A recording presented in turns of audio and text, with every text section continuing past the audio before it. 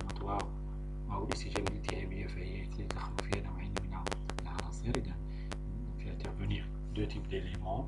Alors كاين les éléments cellulaires، العناصر الخلوية المتمثلة في البلعميات، يعني الكريات البيضاء التي لها القدرة على الملعمة وشفنا الأنواع ديالها، وكذلك عناصر كيماوية عناصر كيميائية، des éléments biochimiques، العناصر البيوكيميائية المتمثلة فيما يسمى بالوسائط الالتهابية، c'est-à-dire les médiateurs inflammatoires اللي هما الهستامين، البروستاغلاندين، الكينين، وعامل التكملة c'est-à-dire le complément، exactement le complément C3A le C5A، عامل التكملة C3A C3 C5A اللي هما عوامل تعمل على الاجتذاب الكيميائي للبلعميات نحو مكان الجراثيم. إذا ثم بعد ذلك تطرقنا للاستجابة المناعية النوعية. إذا قلنا هذه الاستجابة المناعية النوعية c'est une réponse immunitaire spécifique ou bien adaptative. هذه المناعة هذه فهي تتدخل فيها واحد النوع خاص من الكريات البيضاء اللي هي اللمفاويات. إذا لفهم كيفية تدخل هذه اللمفاويات يجب معرفة مجموعة من المعلومات حول هذه اللمفاويات، كيف تتشكل، أين تتشكل، شنو هي المراحل التي تمر من تشكلها، مراحل تشكل هذه اللمفاويات، ثم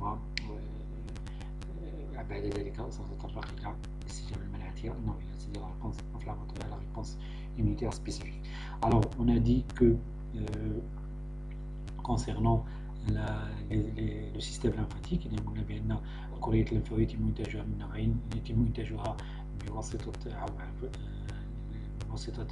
نوعين من الأعضاء تسمى بالأعضاء المركزية les organes centrales. إذا ces organes sont la thymus الغدة السعترية والنخاع العظمي la moelle osseuse. نتخيل شوية في الهضرة لأن parfois نهضرو بالعربية والفرنسية باش نجمع جوج ديال لي جروب اللي كيهضرو SVT bio في SVT عربية. Alors, les organes responsables de la formation de ces lymphocytes sont les organes centrales qui sont la thymus et la moelle osseuse, et les organes périphériques c'est-à-dire الأعضاء المحيطية هي أعضاء قلنا هي اللوزتان، les amygdales، العقد اللمفاوية، les ganglions lymphatiques et la rate des halles et les صفائح بايل اللي هما des plaquettes qui se trouvent au niveau de l'intestin de l'homme. Alors ces plaquettes sont des organes de périphérie, c'est-à-dire c'est un organe de stockage des lymphocytes. إذا قلنا بأن هذه الأعضاء المركزية ما هي دورها هو الإنتاج. Ce sont des organes de production, c'est-à-dire ce sont au niveau desquels se fait la production des lymphocytes على مستوى يتم إنتاج اللمفاويات. في حين أن الأعضاء المحيطية فهي أعضاء دورها هو فقط تخزين اللمفاويات التي تم إنتاجها على مستوى الغدة السعترية وكذلك على مستوى النخاع العظمي. إذا بما أن لدينا عضوين من أعضاء الإنتاج وبالتالي فهناك نميز نوعين من اللمفاويات المنتجة على مستوى النخاع العظمي تسمى باللمفاويات B الليمفوسيت B، وعلى مستوى الغدة السعترية تسمى باللمفاويات T، ثم تغادر هذه الأعضاء عبر الدم في اتجاه الأعضاء المحيطية لكي يتم تخزينها.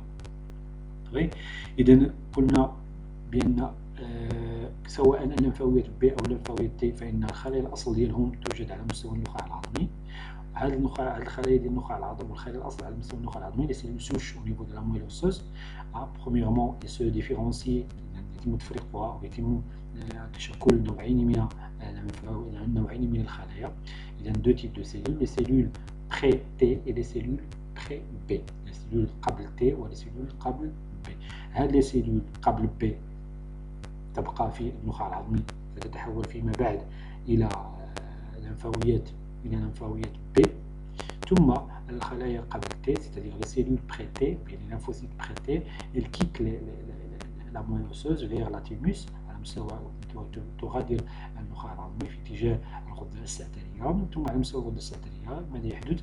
هذه اللمفاويات T تصبح هذه الخلايا قبل T تصبح لمفاويات T ناضجة التي تغادر بعد ذلك الغدة السعترية في اتجاه مراكز التخزين اللي هما المراكز المحيطية اللي شفنا قبل ذلك. ماذا يحدث أثناء النضج؟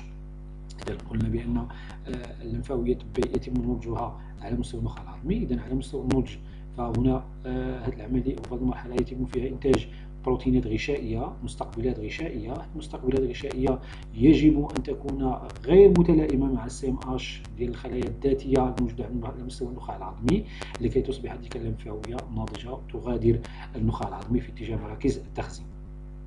ثم قلنا بأن الغدة السعترية على مستوى الغدة السعترية أيضا يتم نضج اللمفاويات، c'est-à-dire la maturation. Alors on parle ici de la phase de la maturation.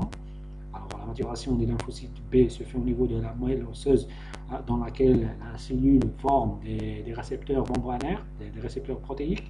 Ces récepteurs alors, ils doivent être non compatibles avec le CMH du soi, ce qui fait que la lymphocyte B se transforme en une lymphocyte B mature qui va quitter la moelle osseuse vers les organes de périphérie pour se stocker. Alors pour les lymphocytes T, les lymphocytes T aussi, la maturation se déroule au niveau de la thymus, alors dans laquelle cette maturation elle se fait en deux étapes. Première étape, on a dit que première étape المرحلة الأولى ديال النضج ديال الليمفاويات T تتم على مستوى الغدة القشرية، عفوا مستوى الكورتكس de la thymus, c'est-à-dire مستوى الجدار ديال الغده السعتريه ويسمى بالمنطقه القشريه. اذا كيفاش كتحدث هذيك المرحله؟ اذا يتم مدى انتقاء الليمفاويات تي التي انتجت مستقبل تي يتلائم مع السيماش، اذا هنا يتم الاحتفاظ بالكريات. اما الكريات الليمفاويه تي التي انتجت مستقبل تي يعني بروتين c'est un récepteur qui n'est pas compatible avec le CMH du soi, alors il va être éliminé. Alors les lymphocytes sélectionnés كريات التي تم انتقاؤها في المرحلة الأولى تمر إلى المرحلة الثانية. إذا المرحلة الثانية c'est-à-dire la deuxième sélection qui se fait au niveau du centre de la thymus على مستوى اللوب ديال الغدة السعترية. إذا فيها يتم انتقاء الليمفاويات تي التي لديها مستقبل تي يتلائم مع البيبتيد المعروض من طرف سيماش ديال الخلايا ديال الغدة السعترية. إذا وبالتالي فهناك شرطين أساسيين لكي تتحول الليمفاويات تي إلى ليمفاويات ناضجة. الشرط الأول أن يكون لديها ريسبتور تي يتلائم مع السيماش دو سوا. Deuxième condition, c'est que ce récepteur المستقبل الذي تم إنتاجه يجب أن لا يتلائم مع أو لا يعرف البيبتيد المعروض أو البيبتيد الذاتي المعروض من طرف السيماش ديال الخلايا ديال الغدة السعترية. بعد ذلك تلك الليمفاويات تي تغادر الغدة السعترية في اتجاه مراكز التخزين. إذا بالنسبة للدرس ديال المناعة هذا هو السونتر ديال المناعة باش تفهم كيفاش كيخدموا لي ليمفوسيت. Alors, كل لمفاوية ب أو T ناضجة هي لمفاويات لا تتمكن من التعرف على الخلايا الذاتية، يعني من الخلايا الذاتية بالنسبة لها لا تعرفها، في حين أن لديها القدرة على التعرف على عناصر أخرى غير ذاتية. إذا هنا عندما تتعرف فإنها تهاجم، لأن من بين شروط الاكتيفاسيون، من بين شروط تنشيط هذه الليمفاويات هو التعرف. إذا تعرفت فهي تنشط ثم بعد ذلك تهاجم. إذا يجب عليها أن تتعرف، وبالتالي فإن جميع الليمفاويات التي توجد في جسمك فهي ليمفاويات لا تعرف خلاياك. إذا بالنسبة للليمفاويات تي نرجع بأن بالنسبة للليمفاويات تي فهي ليمفاويات نميز فيها نوعين. إذا الليمفاويات التي تنتج نوع آخر من البروتينات الغشائية، إذا في هذه الحالة فإننا نتحدث عن ما يسمى بالليمفاويات T8 والليمفاويات T4. إذا نميز بين هذا النوعين من الليمفاويات حسب البروتين الغشائي الذي يتم إنتاجه عندما يتم عرض البيبتيد الذاتي بواسطة CMH1 أو CMH2. إذا الليمفاويات T8 هي ليمفاويات تحمل إضافة إلى المستقبل T الذي من خلاله ستتعرف على العناصر الغير الذاتية، هناك بروتين آخر اللي هو CD8، في حين أن الليمفاويات أخرى هي عندها مستقبل T، ولكن عوض أن تحتوي أو يحتوي غشاء السيتوبلازمي على CD8 تحتوي على بروتين آخر اللي هو CD4، وبالتالي فإن هذه الليمفاويات نسميها ليمفاويات T4 والأخرى تسمى ليمفاويات T8. إذا وبالتالي كمجموع بالنسبة لللمفاويات المتدخلة في المناعة النوعية l'ensemble ou bien les lymphocytes qui interviennent dans l'immunité adaptative ou bien l'immunité spécifique, ce sont de trois types: les lymphocytes B, les lymphocytes T8, les lymphocytes T4. Ça y est. Alors on passe ici, le rappel, c'est un rappel de la séance précédente. Je ne sais pas si je vais le live. D'abord, nous allons voir la deuxième partie, la troisième partie du cours, et l'étude des types de l'immunité. Alors, je vais dire directement, il faut faire un départ d'après des expériences. Alors, on dit on a l'expérience. Alors, on a l'expérience, l'étude des résultats expérimentaux afin d'extraire des notions. ماشي نعطي émotion directement. Alors, on a la souris saine qui a été injectée par une bactérie Bacillus de Koch. Bacillus de Koch, عصيات كوخ أو عصيات سل، هي عصيات قاتلة اللي تسبب لنا بحال الكورونا فيروس، تسبب لنا مشاكل على مستوى لي بومون، على مستوى الرئة. الوغ هاد الباسيلوس راه حنا عندنا اللقاح، واللقاح كتزاد هو اللقاح ضد باسيلوس كوخ، باسيلوس دو كوخ. الوغ النتيجة مور الفار، يعني أن التجربة تبين بأن هاد البكتيريا هادي هي بكتيريا قاتلة بحال هاد السيدة اللي كيدوزا بها. Alors, deuxième expérience, c'est l'expérience où on a injecté le BCG. Alors, le BCG, c'est le Bacillus de Calmette-Glade. Ce sont les deux chercheurs qui jugent اللي داروا لنا واحد لا بكتيريا تتشبه لباسيلوس دو كوخ، تتشبه ليها غير ممرضة، يعني ما كتسببش لنا المرض وبالتالي ما كديرش لنا، ما كتسببش لنا الموت. إذا هذه اللي كتحكم في التلقيح. إذا هذا الفار حقنا ليه لو بي سي جي، بعد ذلك بعد مدة معينة حقنا بالبيكا، النتيجة بقى الفار حيا، la survie. Pourquoi comment on peut expliquer ce résultat? Alors on peut l'expliquer par que هذا الفار هذا اش دار؟ اكتسب مناعة. إذا اكتسب، ملي كتقول اكتسب يعني l'adaptation. Il a été adapté. il a créé une immunité، نتج ليه واحد الاميونيتي، نتج ليه واحد المناعة. هذا دار واحد المناعة وقضى لنا على هذه بأنها غير ممرضة، وهذيك المناعة اللي نتج بما أن حقنا ليه البيكا، وبما أن البيكا تشبه بي سي جي، فهذيك المناعة تم تجنيدها أيضا للقضاء على البيكا قبل أن تقوم البيكا بالمفعول ديالها، وبالتالي بقى الفار حيا. يعني أن هذا الشخص هذا أو هذا الفار هذا أنتج لنا مناعة ما كانتش عنده.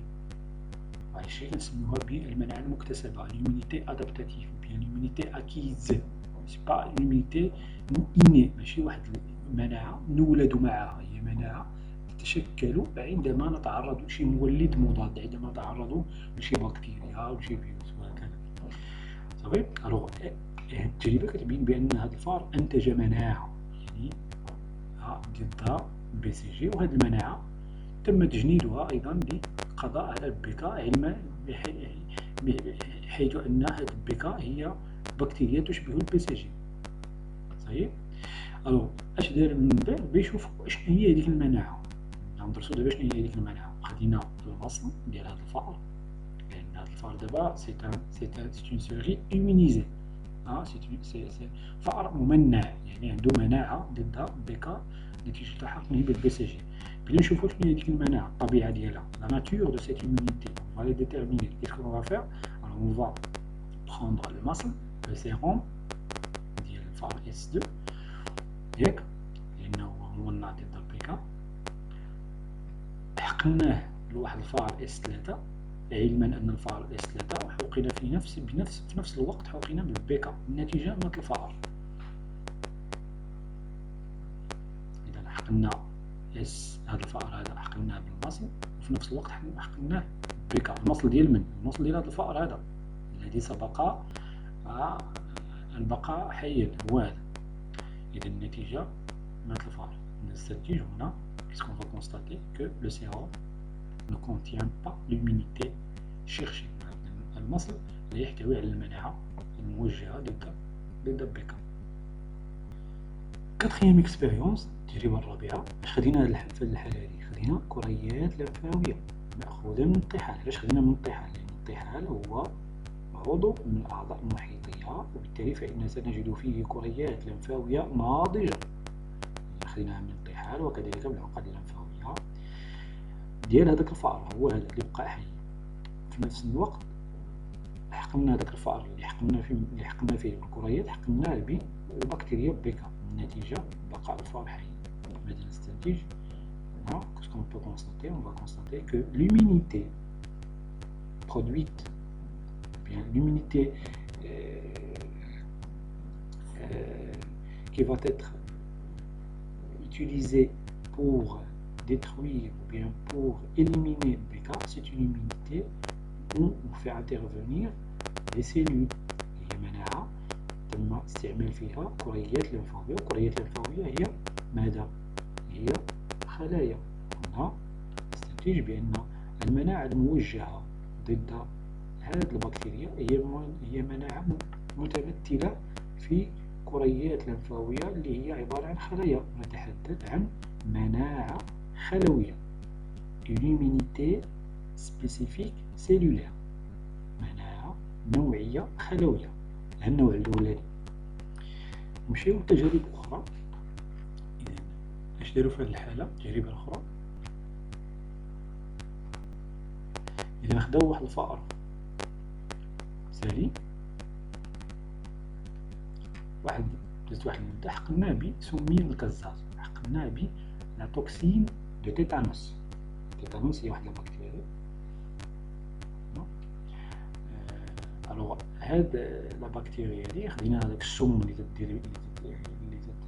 تدير به المرض، اللي كدير به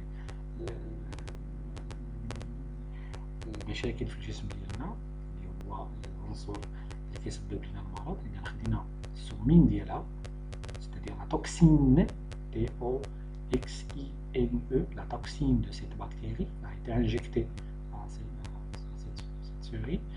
Après, la souris est morte. Pourquoi? Parce que la toxine est mortelle. لأن السمين قاتل. النتيجة موت الفأر. التجربة الثانية، خدينا فأر حقن بدوفان الكزاز. ماذا يعني بالدوفان؟ الدوفان بالفرنسية هي أنا توكسين.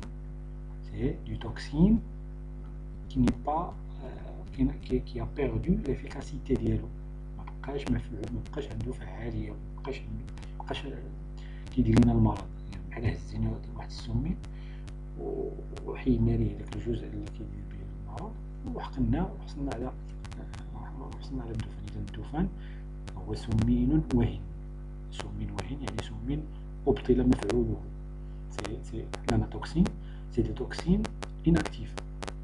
Eh bien, c'est des toxines qui a perdu son efficacité. Alors, نحقناه بعد مدة، حقنا نفس الفأر بالسمين الكزاز. النتيجة بقاء الفأر حي. علاش بقى الفأر حي؟ لأن هذا الفأر أنتج مناعة ضد هاد السمين. ماذا أنتجها؟ ماشي أنتجها هنا، أنتجها عندما حقن بدوفان الكزاز، عندما حقن باللاتوكسين. يعني أن هاد الفأر il a produit une immunité, c'est-à-dire c'est une immunité acquise، واحد الإيميونيتي مكتسبة، ماشي كانت عنده، الله دارها جديدة عندما تعرض لذاك الدخان. صافي. التجربة الثالثة، حقنا بالدخان، حقنا عاوتاني فأر، نفس الفأر اللي حقنا بالدخان حقنا بسمين ديفتيريا، حقنا عاوتاني بواحد التوكسين ديال واحد لا بكتيريا أخرى. النتيجة مات الفأر. علاش مات الفأر؟ لأن هذيك المناعة اللي صوب هنا راه صوبها ضد الكزاز، ما صوبهاش ضد الديفتيريا. وبالتالي فإن المناعة التي أنتجها هي مناعة خاصة بذاك الكزاز. إذا هنا التجربة كتبين بأن هناك إنتاج ديال مناعة نوعية، هنا برودكسيون دون إيميونيتي سبيسيفيك. إذا التجربة كتبين الخاصية كتبين ديك لا كاركتيرستيك دو لا سبيسيفيسيتي بالنسبة للإيميونيتي أدابتاتيف، كتبين الخاصية ديال المناعة النوعية على مستوى المناعة، تبين خاصية النوعية على مستوى المناعة المكتسبة. إذا بالنسبة لسميتها التجربة الرابعة، إذا حقنا بالأناتوكسين دازت 15 يوم، خدينا المصل ديالو ديال هذا، وحقنا الفار اس 2 ماشي دابا هذا فار اس 1، حقناه بالأناتوكسين الدوفان ديال الكزاز، ثم بعد ذلك خدينا المصل من هذا الفأر وحقناه الفار اس 2. في نفس اليوم حقنا بسم الكزاز، النتيجة بقاء الفار حي. علاش بقاء الفار حي؟ لأن هذاك المصل حماه، يعني أن المصل يحتوي هنا على المناعة. المصل هو ماذا؟ هو عبارة عن مواد، هو عبارة عن بروتينات توجد في الدم. إذن وبالتالي فهنا ليس هنا لم تتدخل خلايا لكي تحمي هذا الفأر ضد السمين. هنا نقول بأن المناعة التي تم تجنيدها ضد دوفان الكزاز عند الفار اس 1 هي مناعة توجد، أو هي مناعة على شكل بروتينات توجد على مستوى المصل، وهنا تحدث عن ما يسمى المناعة الخلطية. إذن ومن هنا نستنتج بأن الاستجابة المناعية النوعية هي نوعين. هناك مناعة نوعية فيها تتدخل لمفاويات، وهنا تحدث عن مناعة خلوية، وهناك مناعة نوعية فيها تتدخل أو فيها يتدخل المصل.